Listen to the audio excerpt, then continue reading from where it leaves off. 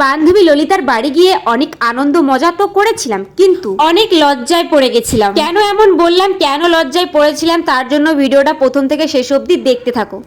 Hello viewers, আমার নাম সোনালী, আমি থাকি পানাগড়ে। 21শে জানুয়ারি বান্ধবী ললিতার বাড়ি আমার নিমন্ত্রণ ছিল। শুধু আমার একা না, মা বাবা বোন সবারই নিমন্ত্রণ ছিল, কিন্তু মা শুধু যায়নি কারণ মায়ের শরীরটা খুব একটা ভালো ছিল না, তাই মা যেতে পারেনি। যাই হোক, বান্ধবী ললিতার বাড়ি কি উপলক্ষে নিমন্ত্রণ ছিল সেটাই বলা হলো না। আসলে 21শে জানুয়ারি বান্ধবী ললিতার মা বাবার অ্যানিভার্সারি ছিল, সেই উপলক্ষেই বাড়ির ফুল ফ্যামিলিকে নিমন্ত্রণ করেছিল। আর জানো তো, বান্ধবী ললিতার বাড়ি হচ্ছে আমার বাড়ির পাশেই, তাই সেই জন্য খুব একটা সাজুগুজু করিনি। আর বান্ধবী ললিতা আমাকে বলেছিল সেভাবে বড় কিছু আয়োজন হয়নি, শুধু নিজেদের মধ্যেই সেলিব্রেট করা হবে, তার জন্য আমি বেশি সাজুগুজু না করেই নর্মাল কাপড় পরেই যাই। কিন্তু বান্ধবীর বাড়ি গিয়ে আমি লজ্জায় পড়ে গেলাম, কি বলবো। আর আমি পুরোনো কাপড় পরে গিয়েছি আর দেখছি কত লোক হয়েছে, আর সবাই নতুন জামা কাপড় পরে রয়েছে, তাই আমার একটা কেমন অকওয়ার্ড টাইপের লাগছে যে সবাই এত সুন্দর সেজেছে আর আমি কিরকম একটা জামা। এটা নিয়ে তো মন খারাপ ছিলই, তার উপরে অনেক লেট করে গিয়েছিলাম, তাই কেক কাটার অনুষ্ঠানটা মিস করে ফেলেছিলাম। আর এই যে এই ফুটেজটা দেখছো, এটা বান্ধবী ললিতার কাছ থেকেই নেওয়া। যাই হোক,